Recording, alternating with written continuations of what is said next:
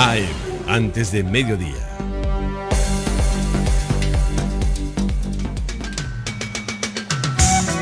¿Qué tal, amigos? ¿Cómo están? Buenos días y bienvenidos. Esto es Antes de Mediodía por Fides Radio y Fides Televisión para todo el país. Un gusto compartir con ustedes como todas las mañanas. Nos va a quebrar este feriado de media semana. Uno que viene tomando ritmo desde el lunes y el jueves vamos a estar comenzando otra vez apenas, justo el miércoles. Bueno, un abrazo. El gobierno está negociando en este momento cuánto va a ser el incremento salarial. Lo está haciendo a 200 kilómetros por hora. Tiene que tener ya mañana el decreto para poder anunciarlo a los trabajadores. Mañana en su discurso seguramente el presidente lo va a anunciar. Pero en estos momentos, amigos, la noticia que está circulando el mundo, el gobierno venezolano liderizado por Nicolás Maduro dice que es un intento de golpe de Estado. Juan Guaidó, el presidente reconocido por varios países de Latinoamérica en Venezuela, muy temprano a las 6 de la mañana, iniciaba un movimiento bastante peculiar en Venezuela con apoyo de militares disidentes. ¿Cómo se están diferenciando los militares que están con Maduro y los militares que están con, por decirlo así, la disidencia? Con un listón azul en el brazo. Es así como se están diferenciando. Esto es militares contra militares, incluso que se están deteniendo en las calles, tratando de repeler esto que se ha venido a llamar un nuevo intento de la toma del poder. Eran las 6 de la mañana, amigos, 6 de la mañana en Bolivia, 6 de la mañana en Venezuela, tenemos la misma hora. Y vean ustedes este mensaje muy temprano de Juan Guaidó, cuando acompañado en la parte de su espalda con varios militares, anunciaba y decía Juan Guaidó: este es el cese definitivo de la usurpación. Esta es la frase que Juan Guaidó utilizaba esta mañana muy temprano. Vamos a ver estas primeras declaraciones con las cuales comenzara el mundo a tener la atención otra vez sobre Venezuela en esta jornada. Hoy, valientes soldados, valientes patriotas, valientes hombres apegados a la Constitución han acudido a nuestro llamado. Hemos acudido también al llamado. Nos hemos encontrado definitivamente en las calles de Venezuela. La Operación Libertad, los comités de ayuda y libertad, los invito inmediatamente a activarse. Los invito inmediatamente a cubrir las calles de Venezuela. El 1 de mayo empezó hoy.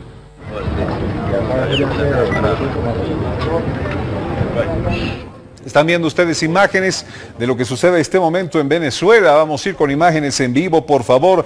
Juan Guaidó, un poquito más tarde, decía: pueblo de Venezuela, inició el fin de la usurpación. En este momento me encuentro con las principales autoridades militares de nuestra Fuerza Armada dando inicio a la fase final de la Operación Libertad. Pueblo de Venezuela, vamos a la calle, Fuerza Armada Nacional, y continuar el despliegue hasta que consolidemos el fin de la usurpación, que ya es irreversible. Decía Juan Guaidó un poquito más tarde: Fuerza Armada Nacional ha tomado la decisión correcta. Cuentan con el apoyo del pueblo de Venezuela, con el aval de nueva constitución, con la garantía de estar al lado correcto de la historia, a desplegar las fuerzas y lograr el cese de la usurpación. Y hace un momento atrás, Juan Guaidó decía a través del Twitter: pueblo de Venezuela, es necesario que salgamos juntos a la calle a respaldar a las fuerzas democráticas y a recuperar nuestra libertad. Organizados y juntos, movilícense a las principales unidades militares, pueblo de Caracas, todos a la Carlota. Inmediatamente presidentes del mundo comenzaron a manifestarse en este sentido. El presidente Evo Morales dijo en su cuenta de Twitter muy temprano: Estados Unidos, con su injerencia y promoviendo golpes de Estado, busca provocar violencia y muerte en Venezuela. No le importan las pérdidas humanas, solo sus intereses. Debemos estar atentos y unidos para que los golpistas no vuelvan nunca más a la región, dice Evo Morales Ayma. Condenamos enérgicamente, también dice el presidente boliviano, el intento de golpe de Estado en Venezuela por parte de la derecha, que es sumisa a intereses extranjeros, seguros que la valerosa revolución bolivariana a la cabeza de Nicolás Maduro se impondrá en este nuevo ataque al imperio. La señora Mari Molina, que es representante de los venezolanos en Bolivia, está en comunicación con nosotros. Señora Mari Molina, desde las 6 de la mañana, ¿cómo está viviendo usted este movimiento en su Venezuela querida? Buenos días y adelante, por favor. Sí, buenos días. Muchas gracias, señora Arandia, por el espacio. Feliz de despertar con esta hermosa noticia de mi país. Estamos en la fase final, como lo dijo nuestro presidente Juan Guaidó, la fase final de la Operación Libertad. Ya estamos, nos dio esa grata sorpresa para todos los venezolanos que la estábamos esperando desde hace tiempo. Y quiero corregir un detallito que usted dijo al principio.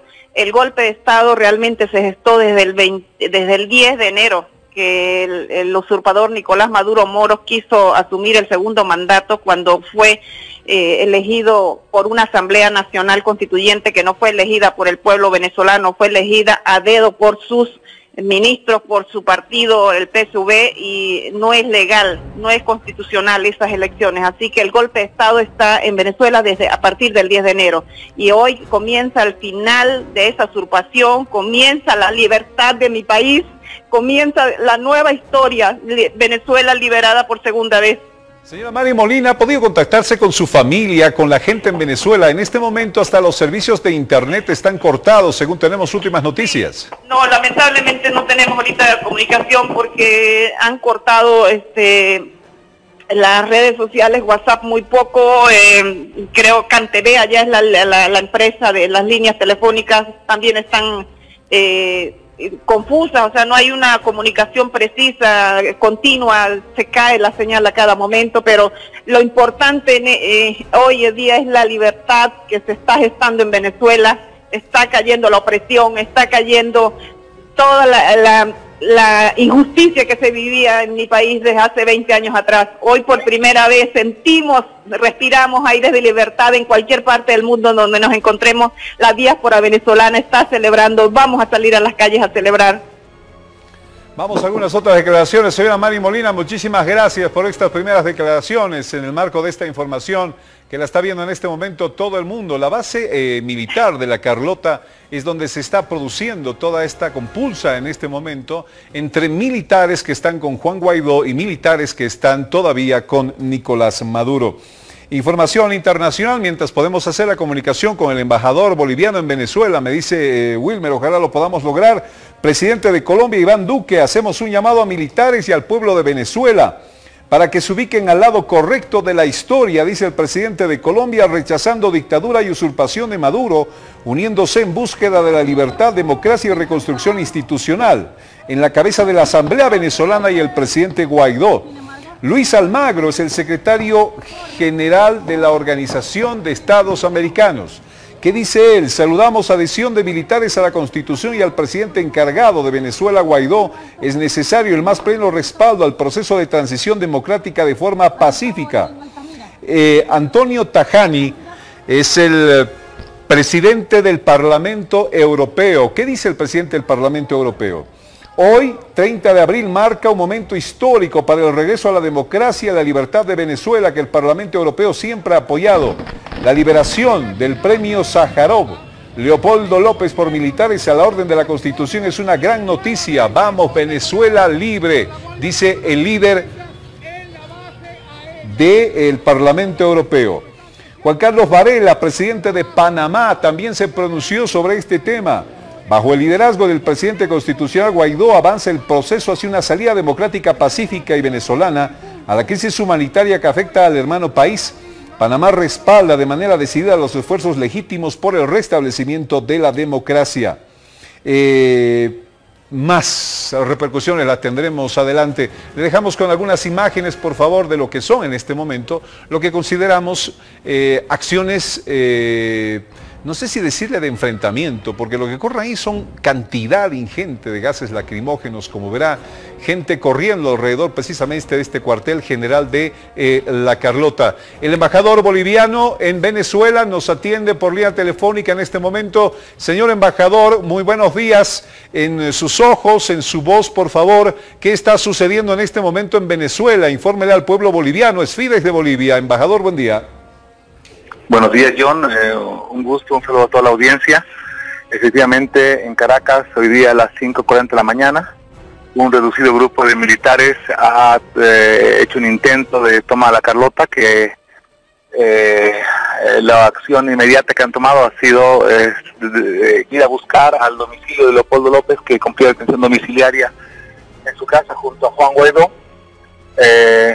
Han salido y han hecho un pronunciamiento de toma de una unidad militar y se ha confirmado un intento del golpe de Estado militar en Venezuela. En el mismo momento se ha convocado a una multitud opositora en la Carlota y lo mismo ha convocado el presidente de la Asamblea Constituyente, Diosdado Cabello, a una gran movilización en el cuartel de Miraflores. Y durante la mañana la gente se está movilizando, es todo lo que hay hasta el momento. Se mencionó en el mensaje de Leopoldo que había 25 unidades militares más en todo el país que habrían hecho lo mismo.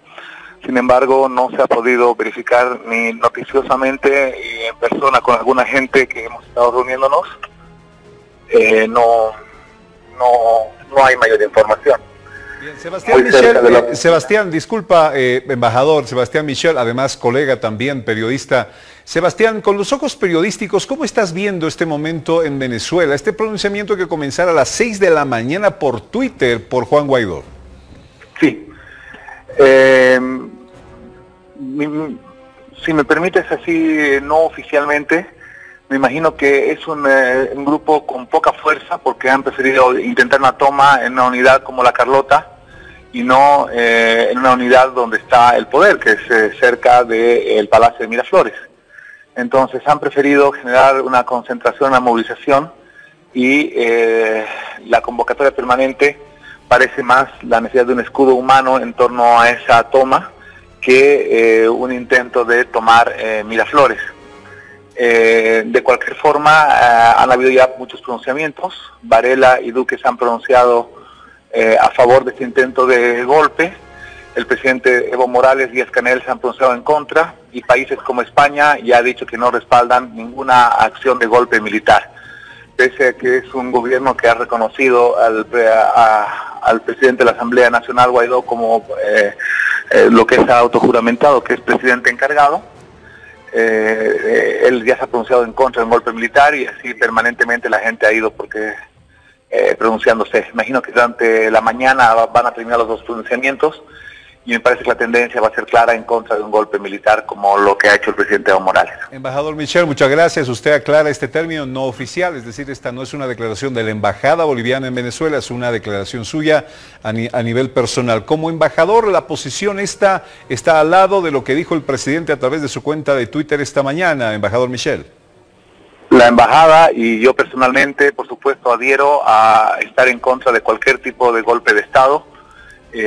Porque como Bolivia oficialmente hemos participado en la verificación de los sistemas electorales, hemos verificado las jornadas electorales y por supuesto reconocemos que la decisión soberana que ha tomado el pueblo de Venezuela es haber elegido al presidente Nicolás Maduro.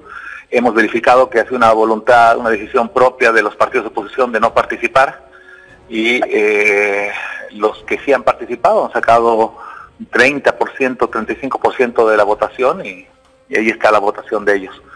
De cualquier forma, lo que sí adhiero personalmente y por supuesto como embajada a nombre del Estado lo hemos hecho, es que estamos en contra de cualquier tipo de ruptura del orden constitucional que sea un golpe de Estado militar. Embajador, estos minutitos, por favor, como periodista, no como embajador boliviano, ¿cómo está sintiendo las calles, el lugar donde está la embajada, la gente? ¿Cómo se siente ese ambiente, embajador? A muy pocas cuadras de la embajada está precisamente la concentración de la oposición, aproximadamente a 6 cuadras. He pasado lo más cerca posible por allá en el ámbito de la curiosidad. He visto que Leopoldo López y Juan Guaidó ya no están en la Carlota, o sea, han dado un retroceso y los he visto ahí en la esquina de la Plaza de Altamira. En Francisco de Miranda, esquina San Juan Bosco, los he visto hace más o menos 20 minutos, están allá sentados ellos, ya no se encuentran en la Carlota, están en la concentración de la plaza, hay un grupo militar que los está rodeando y hay una multitud de aproximadamente unas 3.000 personas que están acompañando esa movilización que tendrá que ser durante la mañana. Ambas concentraciones, tanto de oficialismo como de oposición, se están concentrando durante la mañana. Al periodista y embajador boliviano Sebastián Michel, muchísimas gracias por estos minutos con Fide. Sebastián, un gran abrazo desde Bolivia. Un gran abrazo, John, un gusto escucharte. Bien. Amigos, hasta aquí todo lo que lo podemos ofrecer en materia de novedad, de noticia con relación al tema de Venezuela. Pero estaremos sobre esto. Si quiere enterarse de lo último, de lo que está sucediendo allá, no deje la sintonía con Fides. Nuestro primer espacio, Queso y Marraqueta, llegará después de la primera pausa. ¿Le parece? Un respirito y no saben a quién le tenemos hoy de co-conductor. Es una gran sorpresa. Volvemos enseguida. Minutos nada más, por favor. Queso y Marraqueta.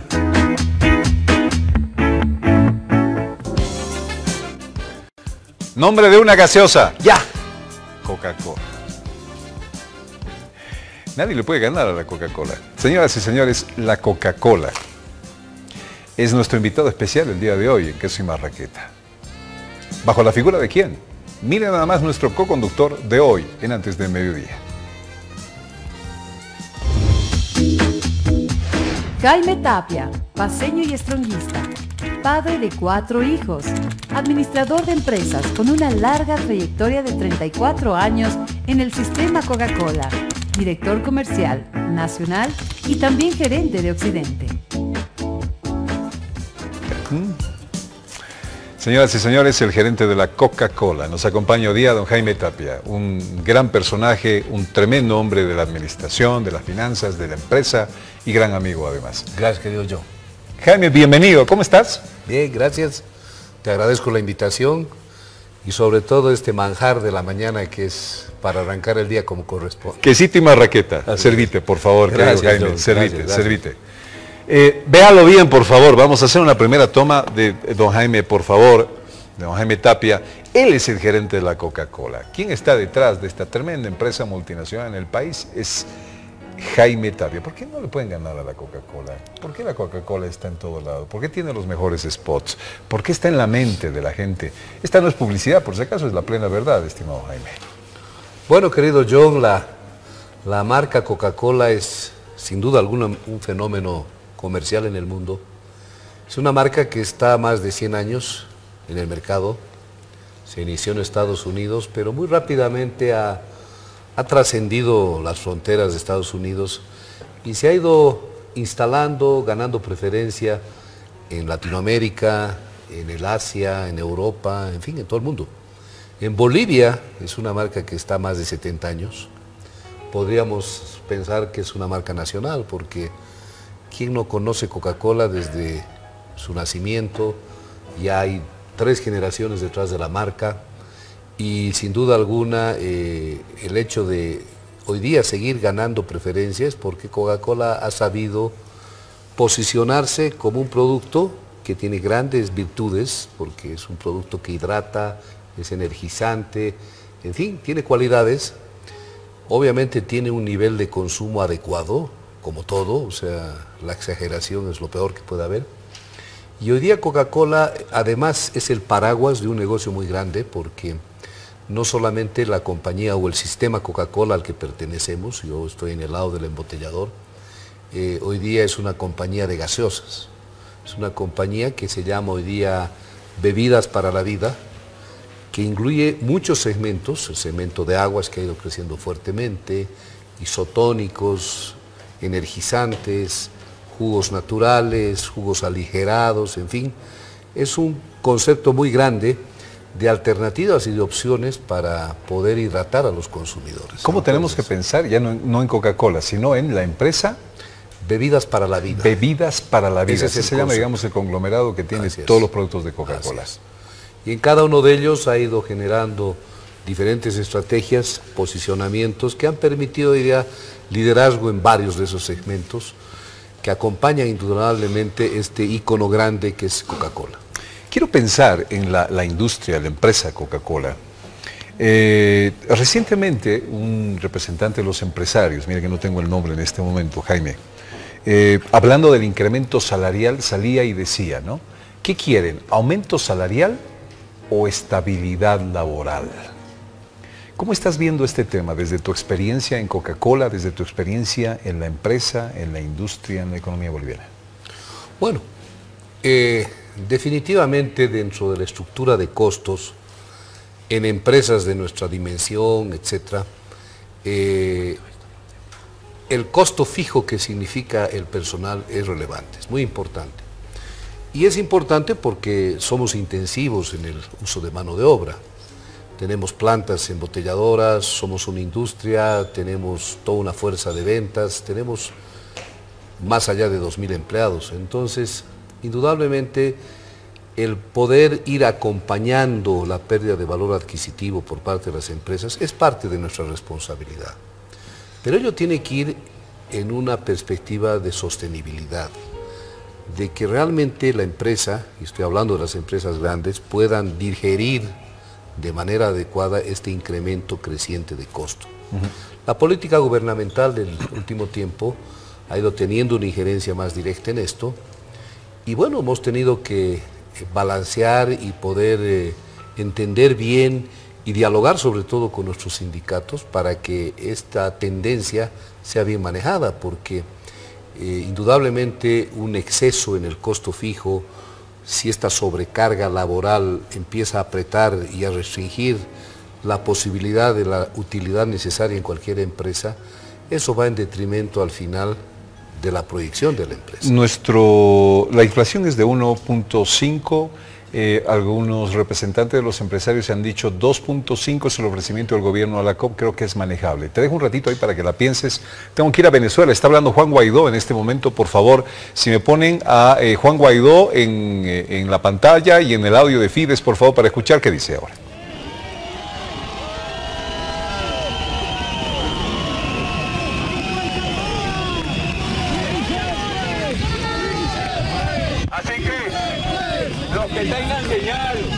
Los que tengan para mandar mensaje de texto, llamen a todo el mundo y digan que se vengan para acá.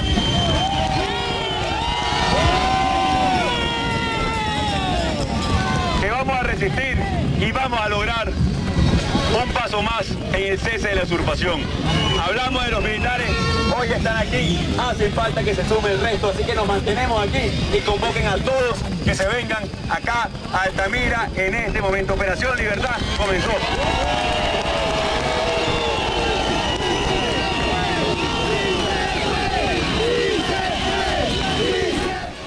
Juan Guaidó está con un megáfono, sigue hablando, escuchamos por favor. Así que nos mantenemos exigiendo de los militares que se unan a este proceso. Vamos a ponerlo en la avenida Francisco de Franco.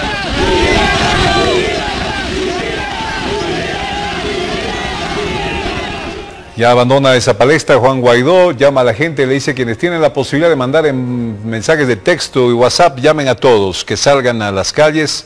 Sigue en el centro venezolano Juan Guaidó liderizando entonces este movimiento, llamados por algunos golpe de Estado y otro el fin precisamente de este gobierno de Nicolás Maduro.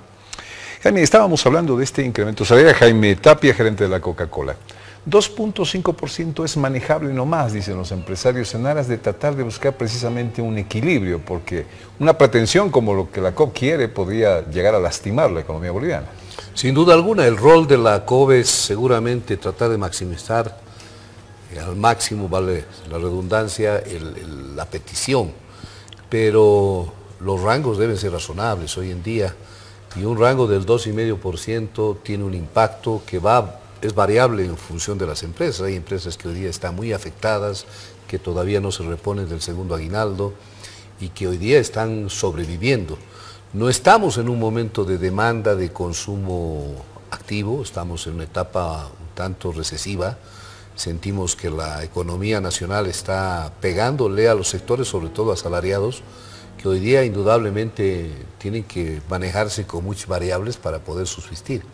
Entonces, yo pienso que el gobierno ha ido tomando conciencia de que tiene que ir modulando este tema de expectativas de incremento salarial. La COP tiene que al final entender justamente esto que dicen los sectores empresariales, de que la sostenibilidad de las empresas es lo importante. No por incrementos realmente excesivos vamos a poder afectar al final la productividad. Y lo que más necesita Bolivia es que las empresas salgan adelante, de que la economía vaya en una combinación de lo que es la actividad pública y la actividad privada, que tanto le hace falta al país, empleo, porque al final Ese es el tema de fondo. Mañana estamos en el 1 de mayo, Día del Trabajo, y en Bolivia lo que se necesita, pero desesperadamente, es fuentes laborales. Profesionales que salen de las universidades, contingentes humanos en busca de desarrollo que les cuesta encontrar espacio. Con todos estos avances y retrocesos, ¿con qué sensación cree Jaime Tapia saldrán los trabajadores mañana? ¿A celebrar, recordar, festejar o no hay nada en este 1 de mayo, Día del Trabajo? Yo creo que hay dos facetas acá. Yo creo que por un lado siempre va a haber de parte de los trabajadores el celebrar su 1 de mayo porque es un día merecido, es un día que uno siente la satisfacción de, primero, de tener un trabajo, que es una bendición, y en segundo lugar, el poder ser productivos. Pero por otro lado, mucha expectativa. Estamos en un año electoral, estamos en un momento político un tanto especial, y obviamente hay la incertidumbre de la gente. ¿Qué va a pasar con la economía? ¿Qué va a pasar con mi trabajo? Hay un horizonte un poco más corto por todos los cambios de índole político que afectan. Entonces, nosotros, como siempre, vamos a salir como equipo a celebrar, a manifestarnos a la calle, y luego tendremos la ocasión de celebrar merecidamente nuestro Día del Trabajo. El trabajador boliviano con sus características especiales. Tú eres gerente de una de las transnacionales más grandes del mundo. ¿Cómo es el trabajador boliviano? Bueno, yo creo que, y yo he tenido la satisfacción y la dicha de haber trabajado en otros países, dentro del sistema Coca-Cola, y no por un ánimo chauvinista ni muy nacionalista, pero veo que tenemos un gran elemento laboral. O sea, nuestro trabajador realmente es admirable, es una persona con mucha fuerza. Valoro especialmente mucho a la gente de Occidente. Somos una fuerza de trabajo realmente muy entregada, muy esforzada, y que ha ido evolucionando de manera muy importante, porque hoy día nuestros trabajadores son gente ya especializada, son gente con preparación. Las redes, la globalización han hecho de que hoy día son empleados de repente de planta, pero es gente con formación integral. Y esto ha ido además potenciándose porque hoy día hay una tendencia de un sistema de gestión de calidad, ya no son los negocios tan básicos como antes, hay procesos, hay el tema de seguridad muy inculcado en la gente, de condiciones de seguridad para operar, seguridad industrial, y también hay en cada uno de ellos ya una semilla fuerte de lo que es responsabilidad social, sobre todo con equilibrio con el medio ambiente. Pues son agentes de cambio al final que están generando en sus comunidades esta semilla que indudablemente aporta al país. Jaime, ¿se puede hacer empresa en Bolivia? ¿Hay la confianza, las condiciones hoy? ¿Cómo la sientes? Se debe hacer empresa, cuesta hacer empresa, tenemos muchos factores que hoy día afectan. Si hablamos de La Paz, en La Paz las condiciones no siempre son las más favorables. No hay todavía una armonía entre todos los entes gubernamentales, regulatorios, como para decir, oye, creemos empresa, apoyemos a ese pequeño empresario, no lo persigamos, no lo limitemos, no lo restringamos, porque al final la persona que toma la decisión tan valiente de dar ese paso, de abrir un negocito, una mini empresa, está arriesgándolo todo. Y en Occidente especialmente sentimos de que, y hay esfuerzos del municipio, hay esfuerzos gubernamentales, pero creo que falta unir este esfuerzo, tener una visión conjunta que permita recuperar esta vocación productiva de Occidente especialmente. Todos somos bastante conscientes de que en Bolivia hace unos 15, 20 años se ha empezado a dar un giro, ha habido una migración muy fuerte de gente hacia el oriente, y eso ha sido positivo, pero también hemos ido a recargar un área del país como Oriente, donde hoy día están colapsando servicios, donde se ha sobrepoblado y donde también ha habido un impacto social, un impacto ambiental. Entonces, se puede y se debe hacer empresa en Bolivia. El Alto es un referente importante en la región porque es realmente emprendedor, el alteño, la aymara, es gente comprometida, con iniciativa, con creatividad, con capacidad de transformación. Pero, nuevamente, creo que cada vez más necesitamos de poder integrar a todos los sectores y dejarnos de ideologías, porque al final el tema de que si es empresa pública o privada, creo que ya pasó. Estamos nosotros viviendo un modelo de experiencia socialista, pero el mismo gobierno reconoce hoy día que la participación de la iniciativa privada es fundamental y una muestra clara es lo que es el Alto, ¿no? Lindo tenerte aquí, Jaime Tapia. Lindo. Muchísimas gracias por aceptar nuestra invitación a compartir tus criterios. No como hombre de la Coca-Cola, sino como empresario exitoso, un profesional exitoso y un gran hombre también. Jaime, muchísimas gracias por estar aquí en Fides. Querido John, agradecerte, felicitarte siempre, fundamentalmente por la consistencia que tienes como periodista en una casa como Fides, que es indudablemente un lugar que honra esa línea de comunicación. A tus órdenes, John, siempre, y muchas Jaime Tapia, el hombre de la Coca-Cola en Bolivia, con nosotros en El Queso y Marraqueta.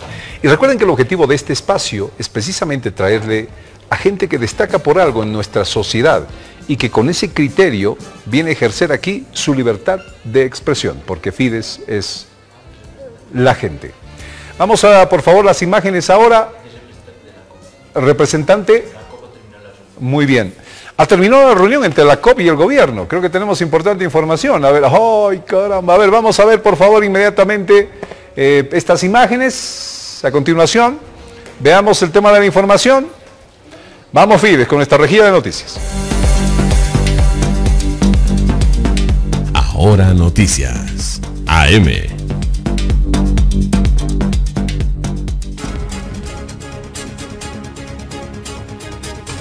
Vamos a conectarnos.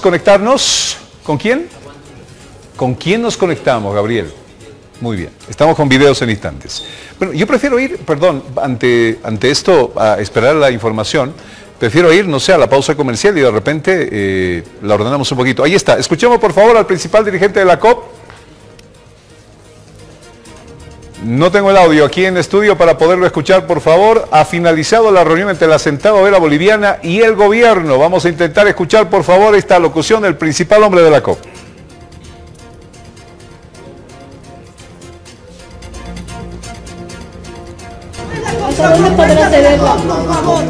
A la propuesta del gobierno, nosotros no hemos movido nuestra propuesta, por eso reitero, nos han pedido una vez más justificar. Ustedes conocen que nos han hecho conocer por algunos medios de que nosotros no hubiéramos justificado. Al margen del tema técnico, nuestra petición es social, el pliego siempre es social, entonces eso hemos nosotros manifestado de que nuestra petición es social porque así lo venimos trabajando permanentemente. Los datos técnicos económicos los tienen ellos, de los proyectos, las inversiones, todo lo que corresponde seguramente en función a Estado.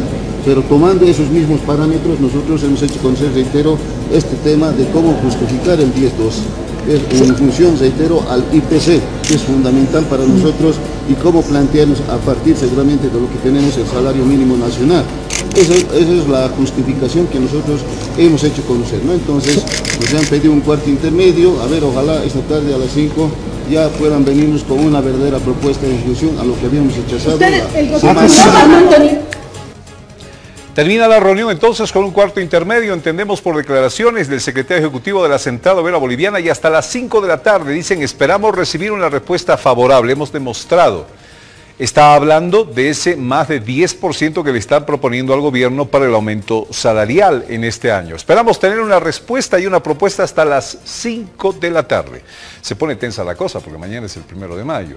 Y claro, estamos acostumbrados a que en este 1 de mayo conozcamos el incremento salarial. Va a ser una jornada bastante tensa en cuanto a esta negociación que está llevando adelante el gobierno y la Central Obrera Boliviana. Lo último en Noticias en Fides, y a la vuelta tenemos que hablar de trabajo, tenemos que analizar el trabajo en Bolivia y tenemos que analizar también el tema del incremento salarial. Analistas de primera línea en Antes de Mediodía le dan a ustedes los datos que necesitan. Ya volvemos. Bueno, esta segunda parte del programa nos lleva a respirar un poquito más tranquilos y a poder digerir una serie de datos que nuestros invitados lanzarán a continuación en el análisis de este Día del Trabajo y el incremento salarial. Queremos agradecer la presencia de don Víctor Bacaflores, economista, y Bruno Rojas, que es sociólogo, analista del CETLA. Ambos están aquí con nosotros. Bienvenidos a ambos. Gracias por estar en Antes de Mediodía. Buenos días. Un gustazo. John, buen día. Muchas gracias por la invitación. Vamos a hablar de temas que la gente está esperando, así que les invito un vasito de agua para comenzar.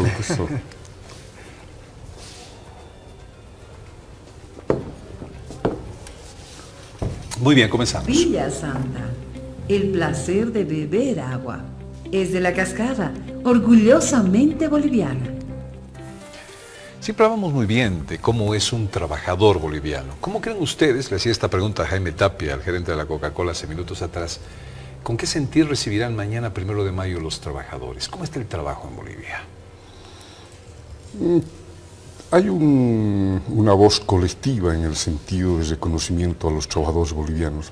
Yo te digo, Argentina, ¿no? Unos lecheros que dice se necesita personal en construcción. Nosotros llamamos albañiles.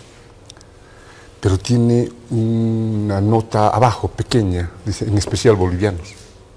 ¿Qué es eso? Gente trabajadora, gente que trabaja sábado, domingo, no se queja, tiene una gran capacidad. Nosotros somos un pueblo extraordinariamente trabajador. Pero esta característica, esta virtud de los trabajadores es universal. Los trabajadores son los creadores de absolutamente todo, con el perdón del contingente, de la población que tiene fe. En realidad, el trabajo es el verdadero Dios, es el creador de todo. No hay nada que nuestros ojos vean en el universo que no haya hecho el trabajo. El capital, la maquinaria, etc., no se mueven sin el trabajador.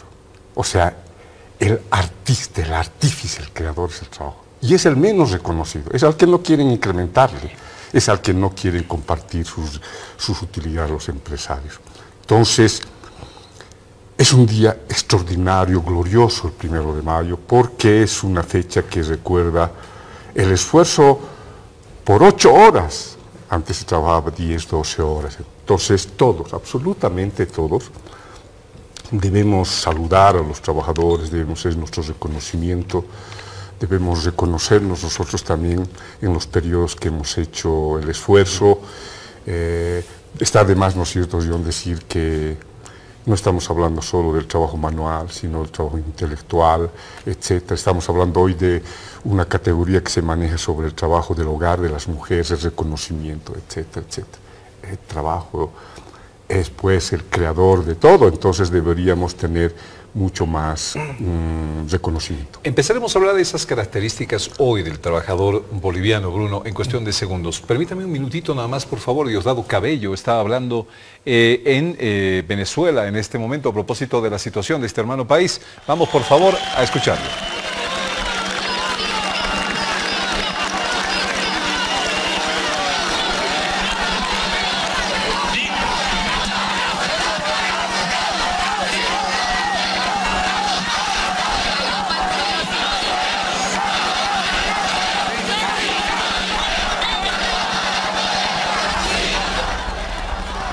Escuchaban las declaraciones de Diosdado Cabello, las primeras declaraciones después de escucharlo en Venezolana de Televisión, en las afueras de Miraflores. Estábamos también con...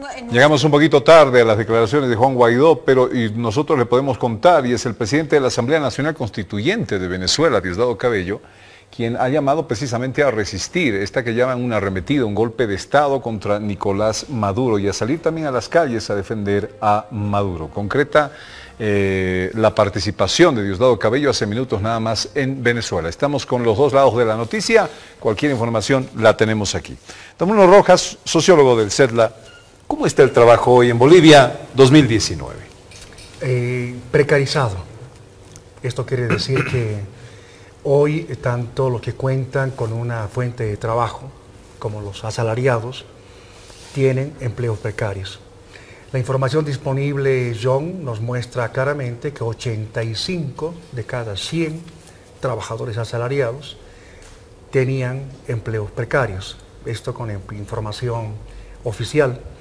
Y 30 de cada 100 tenían los peores empleos, que denominamos empleos precarios extremos. ¿Qué significa esto? Significa, John, sencillamente que son empleos de los trabajadores asalariados que son inestables, temporales, a contrato. Son empleos que se caracterizan por salarios bajos. 20 a 25% de los asalariados aún perciben por debajo de un salario mínimo nacional. Alrededor de un 60% ni siquiera lo que ganan alcanza para una canasta alimentaria, y están obviamente lejos de una canasta básica de 5.440 bolivianos, calculado al 2017. Son trabajadores que no cuentan con seguridad social. Esto significa que no tienen protección social y que a futuro no van a contar con una pensión de jubilación y la protección que corresponde en caso de accidentes y enfermedades de trabajo, y lo que significa una vejez con calidad de vida. Son trabajadores que en estos años, aunque esto ya viene de mucho tiempo, pero sobre todo en estos últimos 13 años, están viviendo un retroceso en el ejercicio de los derechos laborales.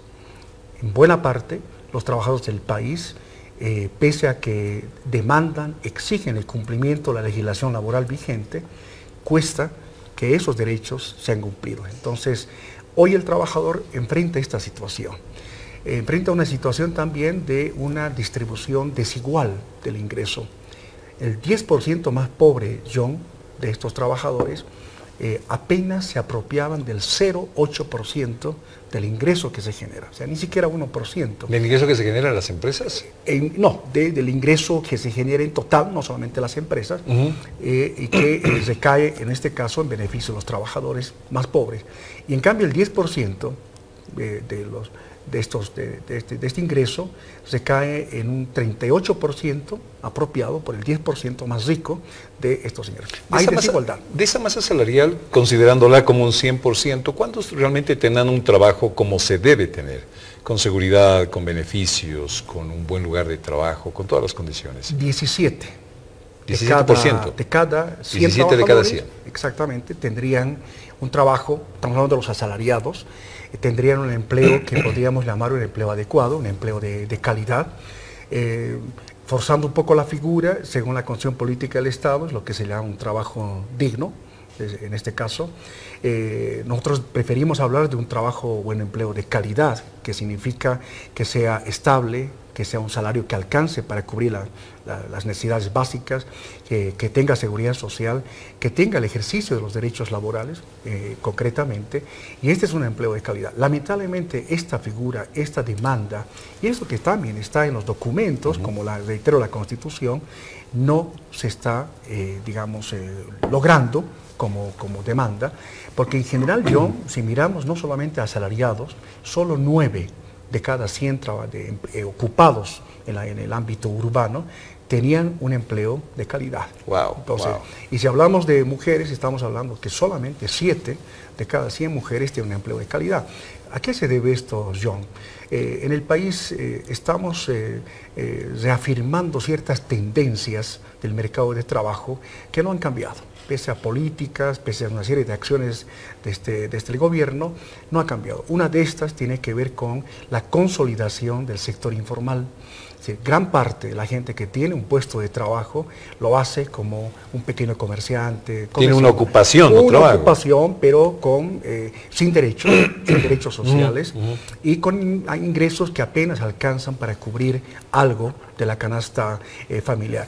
Tiene que ver con que el mercado de trabajo en el país, John, genera más puestos de trabajo de menor calificación laboral, frente a un número cada vez más creciente de profesionales, técnicos y gente con mayor nivel educativo, pero es un mercado de trabajo chato que no permite justamente generar estos empleos adecuados como para cubrir las expectativas de la gente que tiene mayor nivel educativo. Don Bruno Rojas, vuelvo con usted en segundo. Víctor Vacaflores, el análisis del trabajo y los trabajadores en Bolivia. Hay en los últimos años un significativo avance en materia laboral, en materia de derechos, etc. Lo que es importante, John, lo que dice Bruno, es la comparación del contexto histórico y de los demás países. ¿En qué país del mundo hay un ritmo gradual de formalización del trabajo? ¿Dónde? ¿Dónde? En ninguna parte. Es absolutamente al revés. Es decir, hay un proceso de precarización del trabajo, de informalidad, de bajos salarios, etc. Estamos viviendo un periodo del capitalismo o de crisis sumamente aguda que se está ensañando con los trabajadores. En medio de ese escenario, Bolivia tiene avances significativos. Yo concuerdo en muchas de las cosas que ha dicho Bruno. Hay problemas todavía en Bolivia, hay que seguir adelante, qué sé yo. Uno de ellos, por ejemplo, es el tema de la informalidad.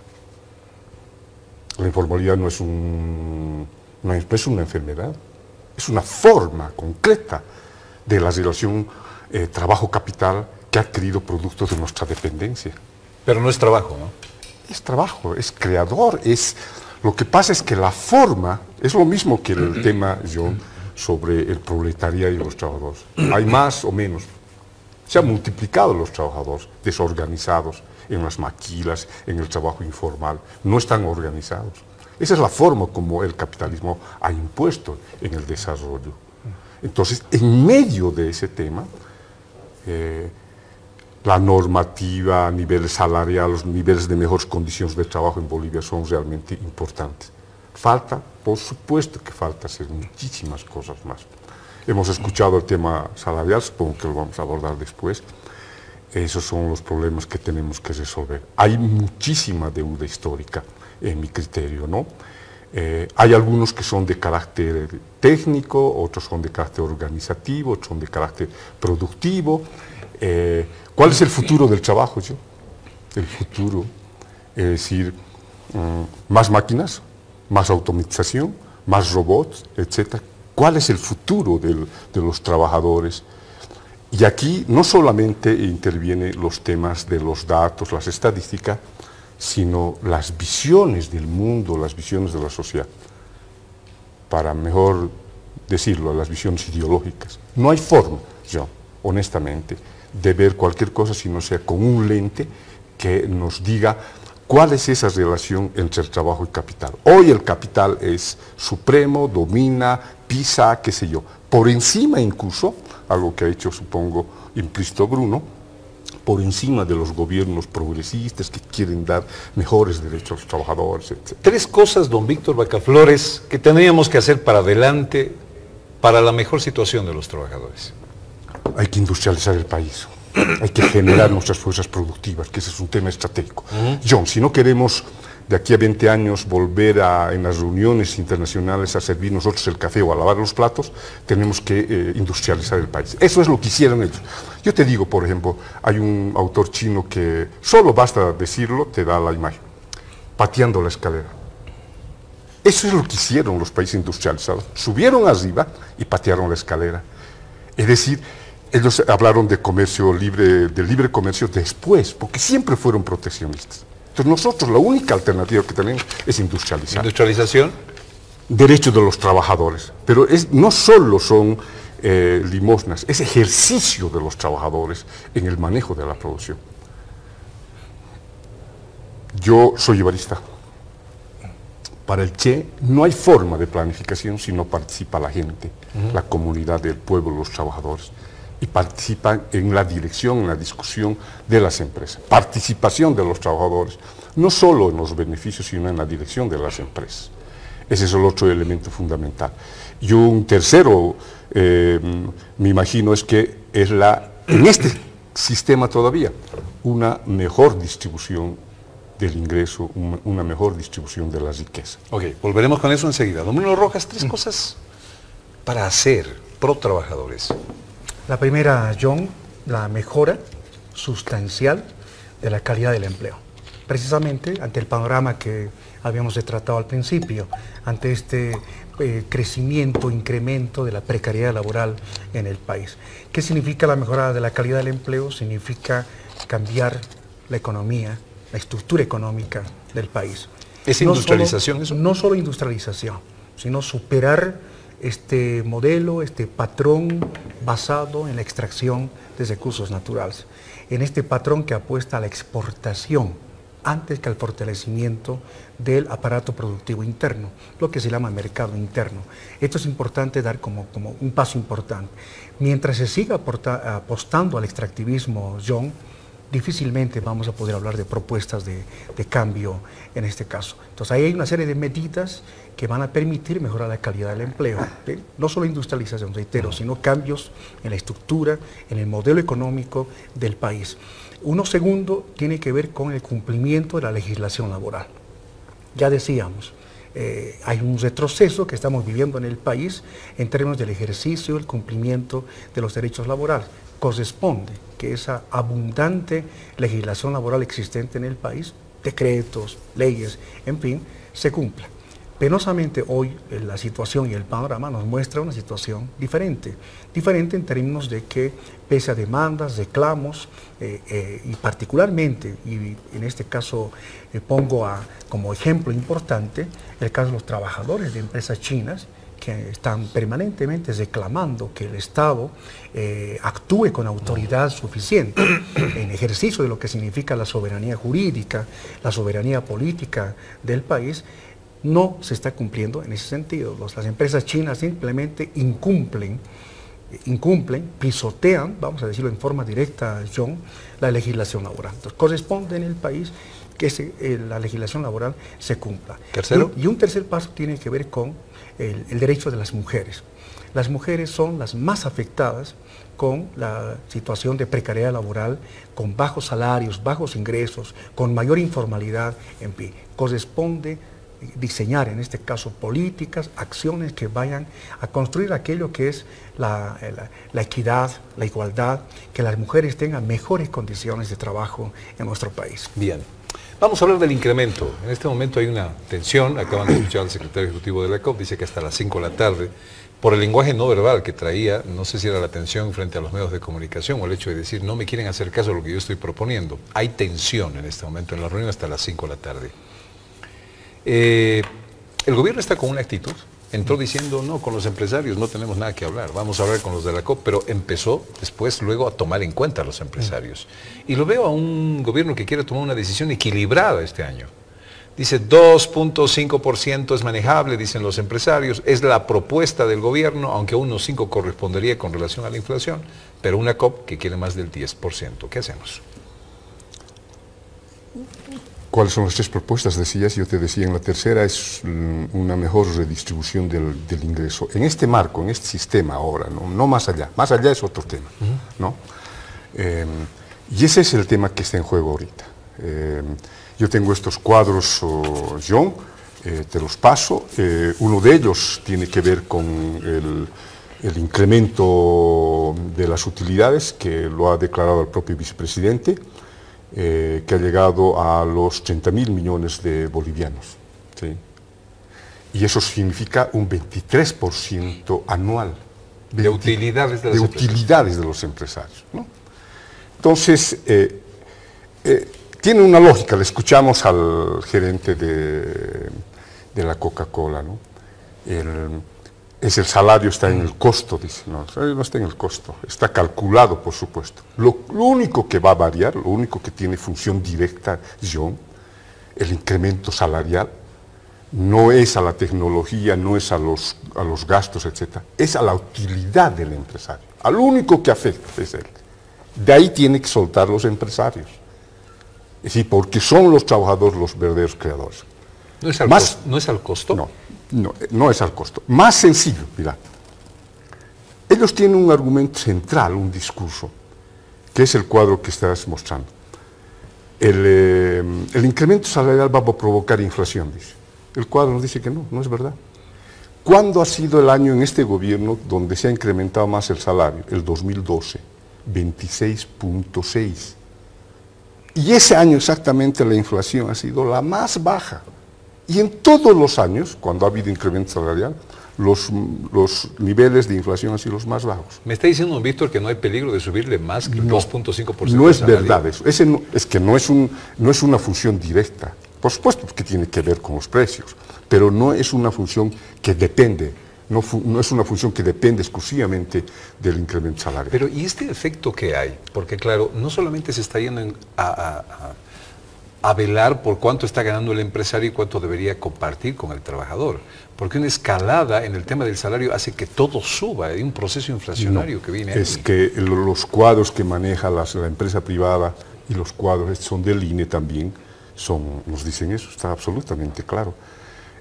No solo ese, sino el desempleo. El otro argumento es que va a provocar desempleo. No es verdad. No es verdad. Las estadísticas de los 13 años dicen eso. En la medida que ha ido creciendo el nivel salarial de 440 a 2060, el nivel de la desocupación ha ido bajando. Tercero, dicen, se cierran empresas, dicen. Aquí está el cuadro que se han incrementado más empresas que las que se han cerrado. Es cierto lo que ha dicho Bruno, en condiciones, digamos, de precariedad, dificultades, etc. Pero se han ido generando por productos de la estructura económica, ¿no? Tercer elemento, dice, la economía está mal. ¿Cuál economía está mal? Somos el sexto año consecutivo, vamos a ser el país que más crece. Que no ganamos, dice, ¿cómo que no ganan? Han llegado hasta 30.000 millones de bolivianos utilidades. Que no nos deja invertir, dice. Solo 2.000 millones de dólares han invertido en el 2018. Perdón, don Víctor Vaca Flores, Claro. si usted fuera el ministro de Trabajo y está negociando en este momento, ¿hasta cuánto podría acceder al pedido de la COP? De que el incremento Yo lo salarial que sea? creo, mira, este análisis que es parte de la red de economía política, somos un grupo que ha hecho un análisis estos días. Nosotros creemos que es posible el incremento al salario mínimo nacional. Porque el salario mínimo nacional es el que va a permitir 2 más 2 son 4, elemental, John, es mayor consumo. ¿Qué es lo que hace una persona que gana 2.060 y le incrementan? Compra un auto, compra una casa. No, solo consume y solo compra ropa, alimentos y ropa. Eso es importante porque ese es el secreto de este modelo económico, el mercado interno. Yo no entiendo de verdad por qué razón se dice que no se va a incrementar el mínimo nacional. El mínimo nacional debería incrementarse. Y en el caso del básico, probablemente yo no me haría problema con el 2.5% hasta las personas que ganan 10.000, 12.000. ¿Por qué tienen que incrementarse a las personas que ganan 15, 16, 17, 18, 19.000? ¿Para qué? ¿Por qué? Los de abajo sí. Pero si es un pecado ganar bien. No, porque es necesario que la brecha entre los que ganan más y los que ganan menos se acorte, nada más, se acorte. Y sobre esa base, nosotros necesitamos una política salarial, no tenemos. Cada año tras año vamos resolviendo. Eso es algo mucho más complejo, ¿no? Entonces, ¿Hasta cuánto podría subirse? Yo, por lo menos, creo que, viendo estas estadísticas, mira tú, ¿ya? 10% del salario mínimo nacional le va a ayudar. Porque ese nivel salarial, hoy ya mucha gente en otros lugares, la gente no quiere ganar menos del mínimo nacional. No les regula a los independientes, etc. Pero la gente dice, no puedo ganar. ¿Estaría usted de acuerdo con la propuesta de la COP, 10%? En el mínimo nacional sí. Yo creo que sí, es correcto. Escuchemos don Bruno Rojas. ¿Qué tal esto del incremento salarial? John, a propósito de la política salarial inexistente en el país, junto a esta falencia no existe el cálculo de una canasta básica familiar. El salario mínimo nacional es absolutamente arbitrario y cuando se fija sobre este monto un porcentaje determinado, lo único que se está haciendo es jugar con ciertos porcentajes y aparentemente con relación a lo que significa el índice de precio, de variación de precios, el famoso IPC, pero no recoge aquello que es la demanda principal de los trabajadores, que el salario mínimo nacional sea equivalente al costo de una canasta básica familiar. Ese costo, esa canasta, fue estimada en el 2011, 2012, estuvo presente en el pliego petitorio de la COP de ese momento, de 8.309 bolivianos. Ese es el monto sobre el cual debería hablarse de un incremento, seguramente con relación a lo que pueda ser los cambios en los precios en el mercado. Hoy este monto sencillamente está lejos, 2060, o los promedios, si hablamos en el sector al 2017, en el sector público, o privado más bien, el salario promedio está en 4.484 bolivianos. En el sector público ha estado bordeando los 3.933 bolivianos como salario promedio, Pero estos montos nos están reflejando simplemente que no está a la altura del costo de una canasta básica familiar. Ahora bien, en ese marco, los incrementos que se vienen anunciando son nominales, 2%, 4%, 10%, en fin, pero reitero, sin tomar como base lo que necesita un trabajador y una familia tipo de 5 personas para poder cubrir esas necesidades. Me permito, John, dar 3 ejemplos más concretos, reales. Los trabajadores del magisterio urbano estimaron una canasta de 9.500 bolivianos. Trabajadores de la zafra de castaña, con los cuales pudimos hacer una investigación participativa, alrededor de 5.440 bolivianos, considerando las características regionales, y las trabajadoras del beneficiado de castaña, alrededor de 5.500 bolivianos. Otro cálculo, otro ejercicio importante fue con los jubilados del antiguo sistema de pensiones y bordea los 6.000 bolivianos. Estos son los montos diferenciales que deberían tomarse en cuenta y que deberían ser la base para hablar de una política salarial. En cambio, lo que se está haciendo ahora es simplemente jugar con estos porcentajes que no atiende a aquello que hemos mencionado al principio, esta precarización de las condiciones de trabajo y particularmente la precarización de las condiciones ¿Inflación económicas. no es el parámetro para aumento de salario? Como variación, sí. Cuando se habla de reposición, aunque es una reposición tardía, porque lo que perdió el salario en un año anterior se lo repone en el año siguiente. Es decir, lo que perdió el salario en el 2018 se lo va a reponer en el 2019. Que al final no llega a reponer, si se da Ni cuenta. siquiera se reponen porque han variado Claro. los precios en este caso. ¿Sí? Claro. Esto es importante tomar en cuenta. Pero el otro que quiero mencionar, y antes que me olvide en este caso, decía, los incrementos que se vienen planteando son nominales, no van a lo que se llama el salario real, es decir, lo que efectivamente un trabajador o trabajadora puede comprar con lo que gana. Voy a dar solamente algunos datos, estos del Instituto Boliviano de Comercio Exterior, concretamente.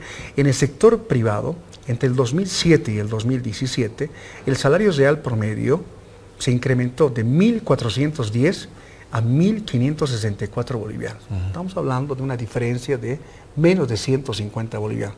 Ese es el incremento real, por más que se manejen ciertos porcentajes.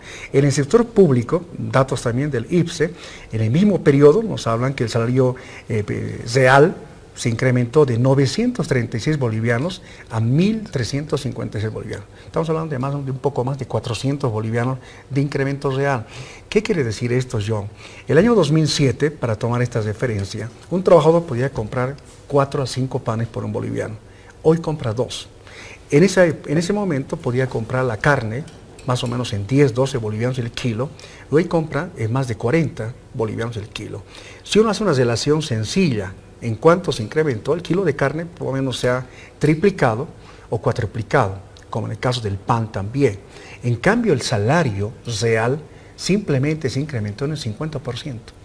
Entonces, esta es la situación que no se considera y distrae mucho la situación de precariedad del trabajador hablando de estos incrementos, cuando en realidad debería atenderse y responder desde el Estado cuál es el costo de una canasta básica familiar. 2%, 2,5% es la propuesta del gobierno, y alguien filtró de la COP que hasta la propuesta era 5 la pasada semana, ¿no? Fue una declaración del Ejecutivo que podría ser, etc.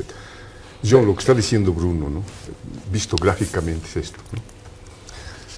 Es decir, el incremento, ha habido un incremento nominal en la gráfica de arriba, pero el real también, pero la brecha es cada vez más grande. Por eso se justifica el incremento salarial, porque no es incremento incluso, ni siquiera es reposición, tú lo has dicho, ¿no? Ni siquiera se logra reponer. ¿Y dónde están los recursos?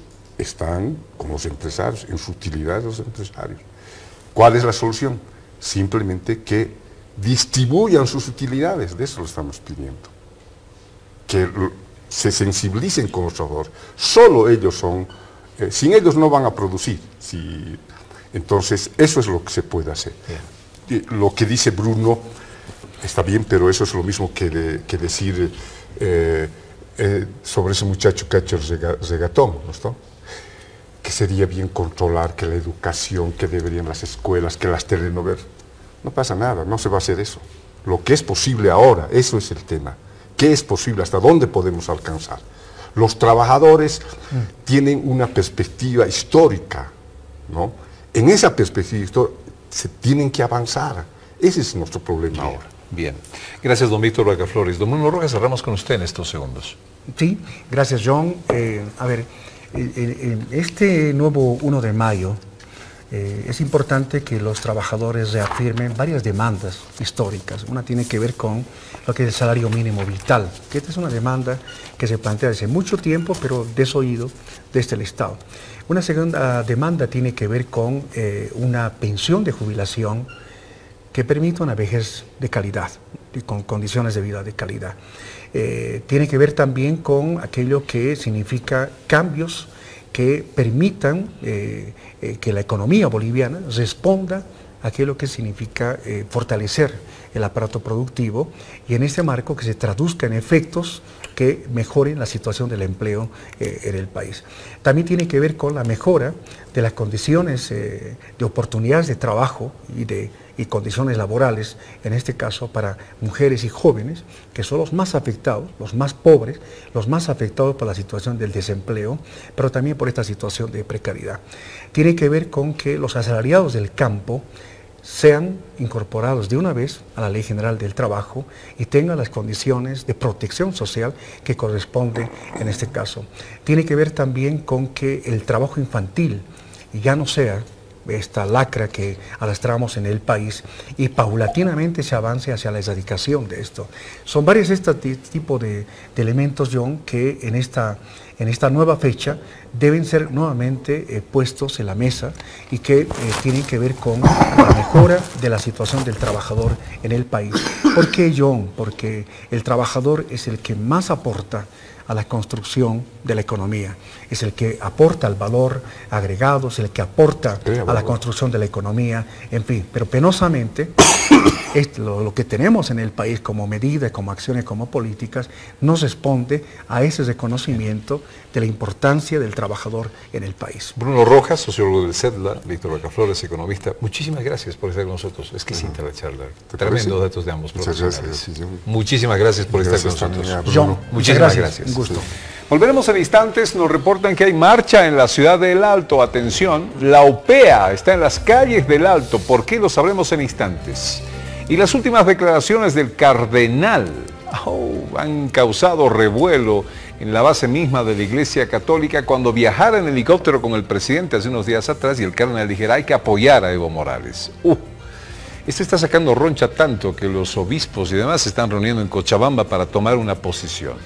Pero AM de Fides está en la noticia y los detalles no se los puede perder después de la pausa. Acompáñanos. Ahora Noticias, AM.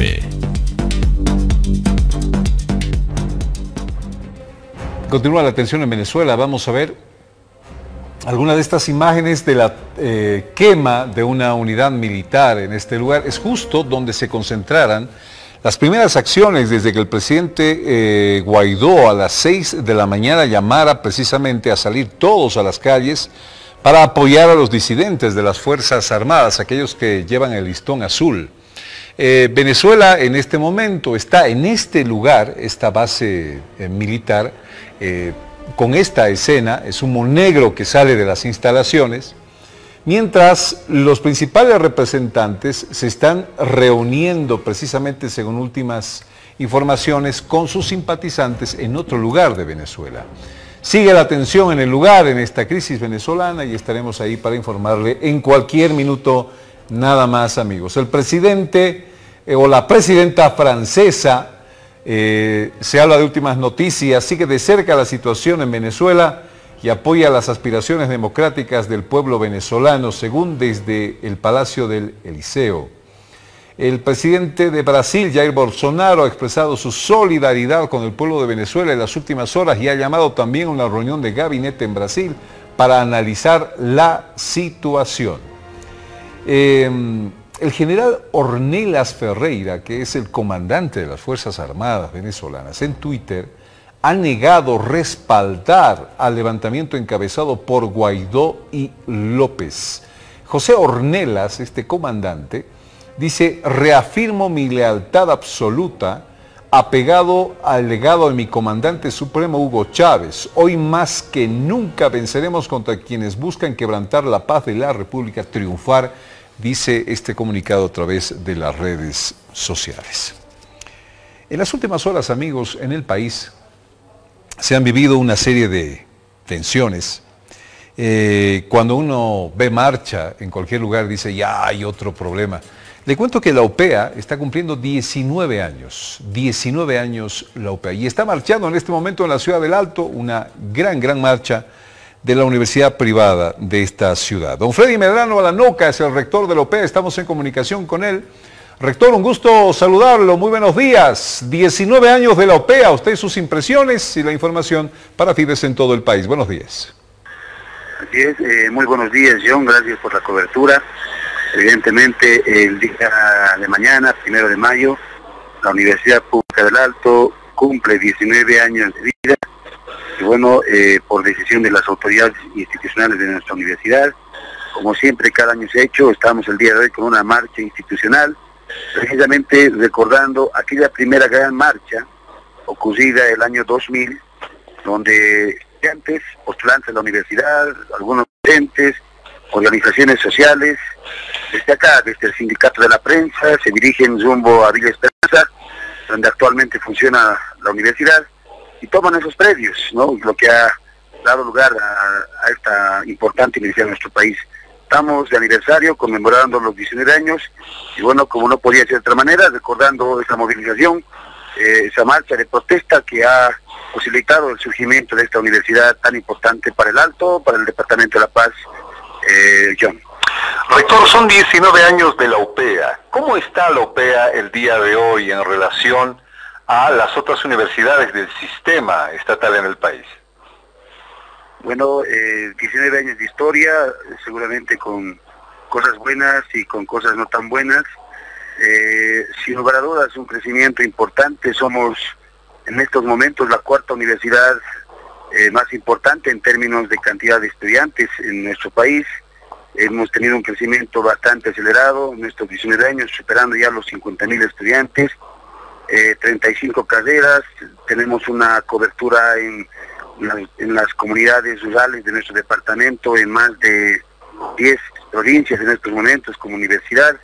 En términos de crecimiento muy importante, también es evidente que en términos de balance institucional al interior, hemos tenido problemas respecto a la estabilidad institucional de nuestras autoridades. Lamentablemente hemos tenido también muchas autoridades, muchos sectores en estos 19 años, bueno, y que al interior nos hacen mirarnos al espejo y obviamente buscar mejores condiciones de desarrollo institucional.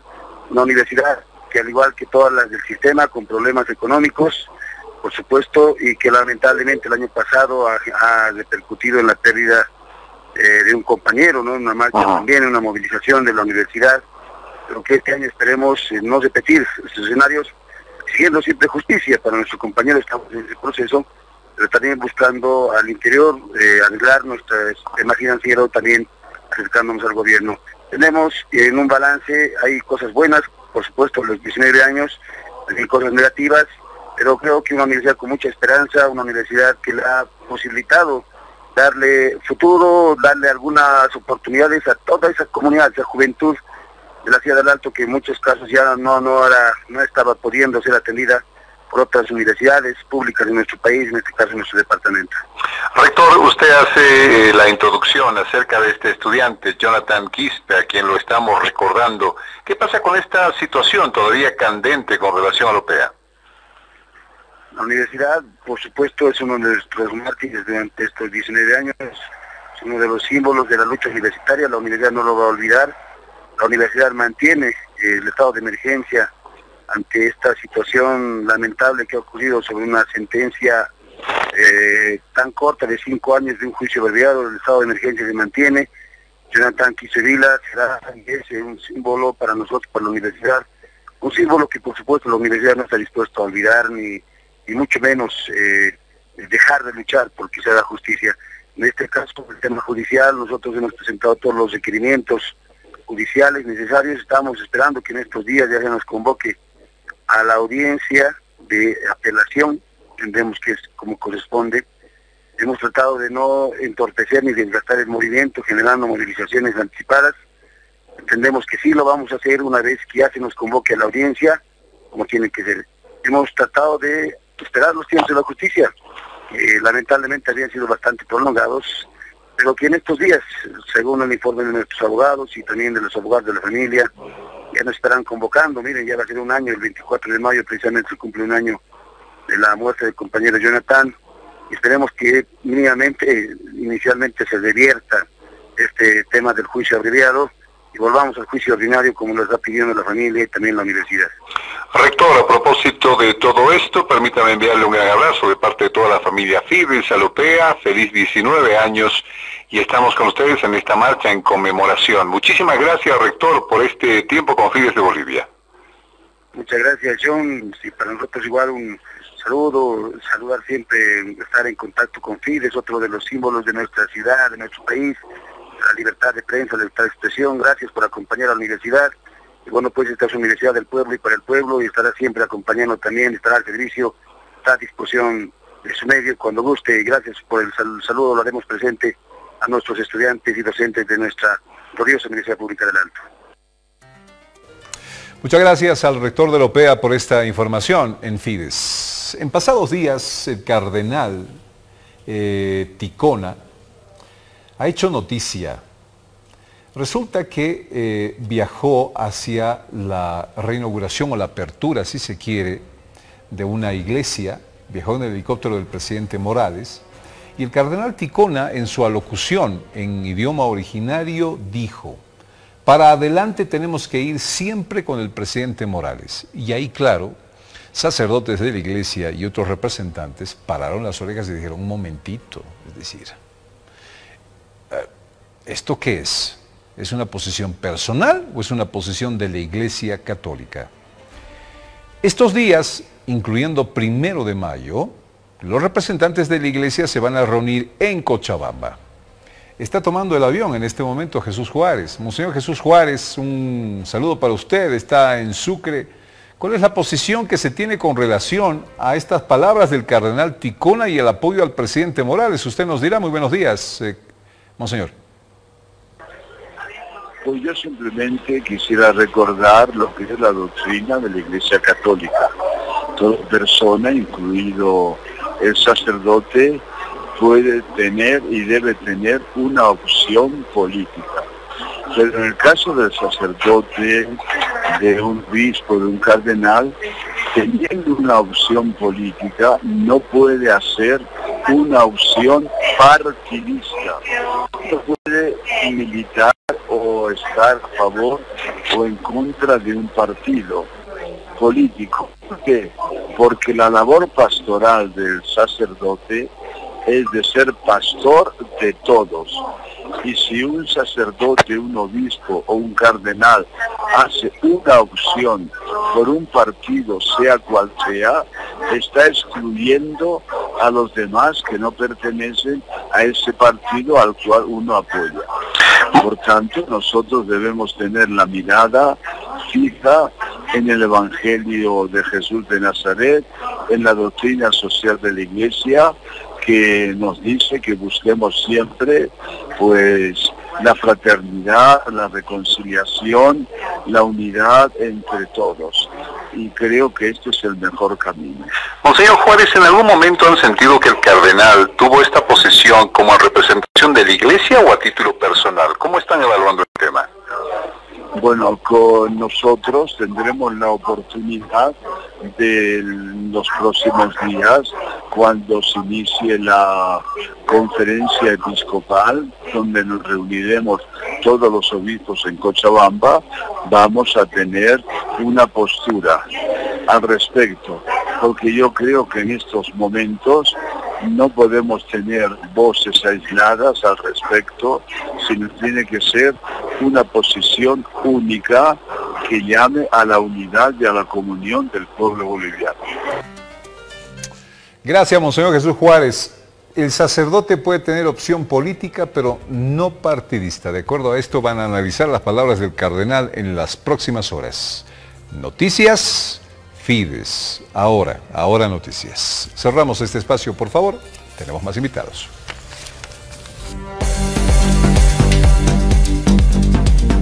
Ahora noticias. AM.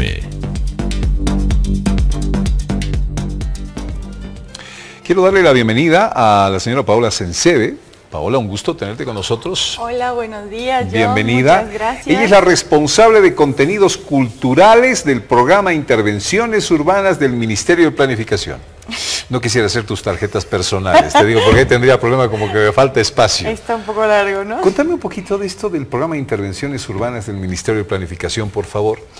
Bueno, esta es una gran noticia, yo creo, para todas las bolivianas y los bolivianos. Es un programa de incentivos para el desarrollo de un sector muy interesante, de un sector que es el cultural, de la innovación, sector deportivo. Y el programa de intervenciones urbanas viene para ser un pequeño empujoncito para todas esas economías que son denominadas naranjas, ¿no?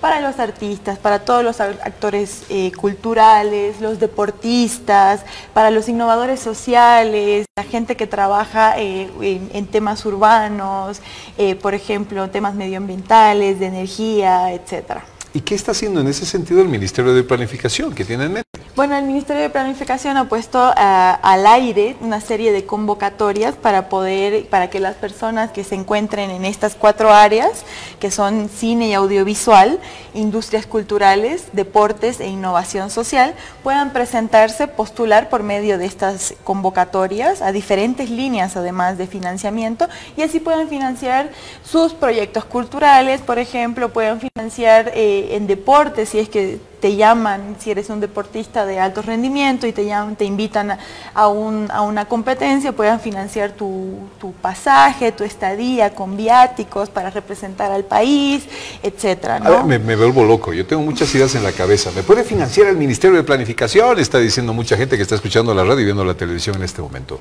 ¿Qué clase de iniciativas va a financiar el Ministerio de Planificación a través de este programa? Economía naranja, te escuché.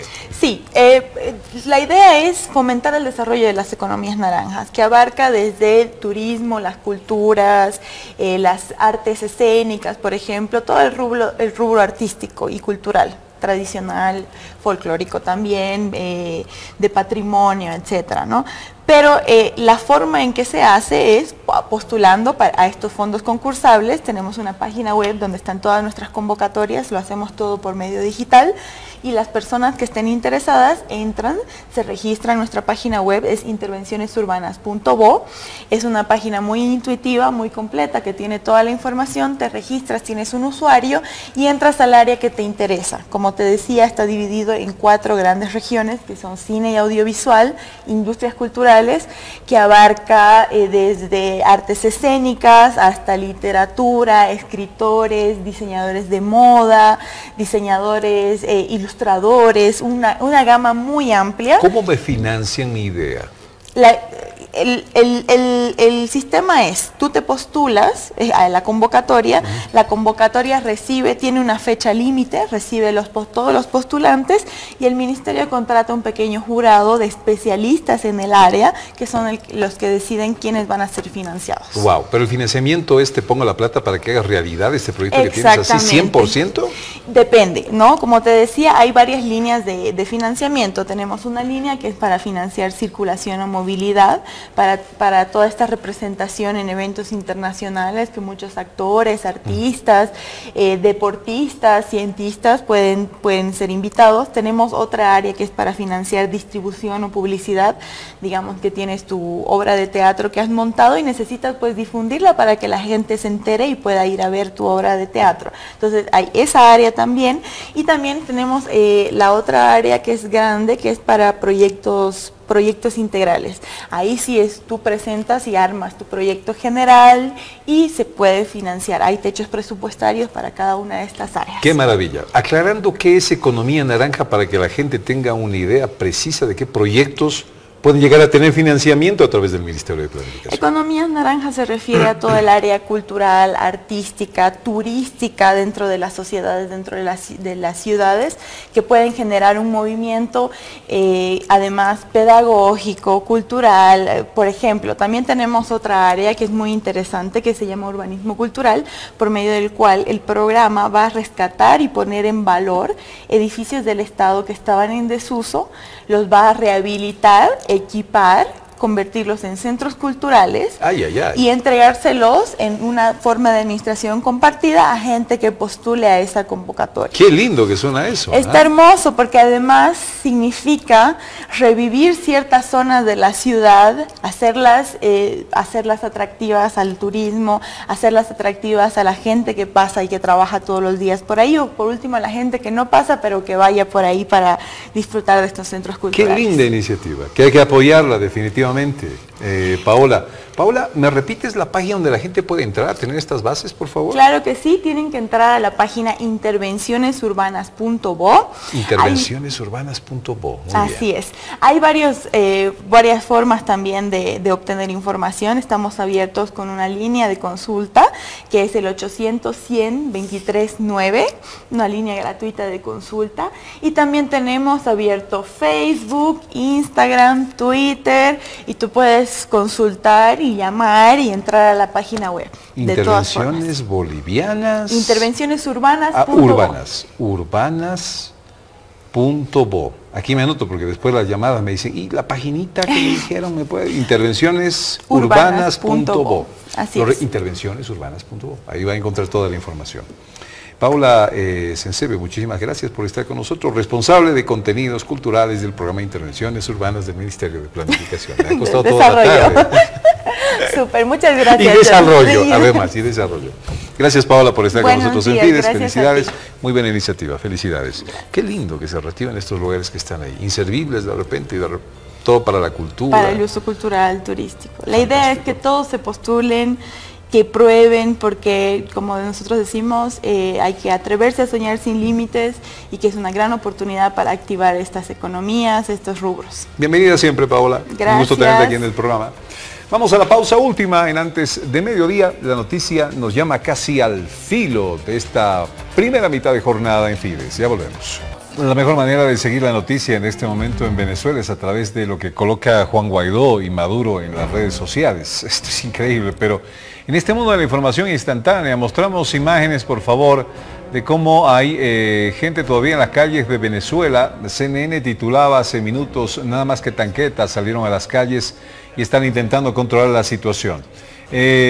Nicolás Maduro colocó nervios de acero hace 2 horas.